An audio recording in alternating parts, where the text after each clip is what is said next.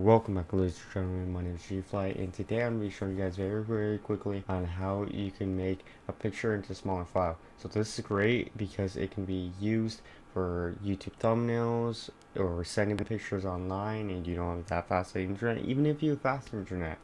But anyways, so it doesn't lower the quality of the picture that much, and actually I want to prove that to you because one of these pictures is like 30% of the size of the other. So see this picture, see the quality? I know it's not the best example because these cats aren't the best quality, but if you're just looking at the food or this cat right here, it's pretty good quality, right? So I'm just gonna close this and see that it's basically the exact same quality. And I'm gonna prove it to you how much of a difference the sizes are. So this is 3.4 megabytes, right? And this one right here is 0.9 megabytes. So it's a big difference.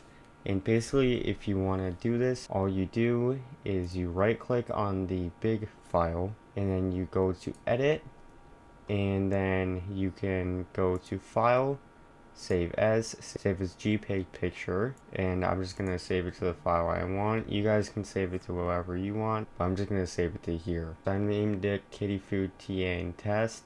So I'm just gonna press save, and then any transparency where we lost, yeah, whatever. Okay, and then X. And now this is the original thumbnail right here. As we can see, it's 3.4 megabytes. And then this is the test one that we just edited, and it's 0.9 megabytes. So you can easily upload this as a YouTube thumbnail or anything else like that. So yeah, thank you all so much for watching. Please subscribe, share, like.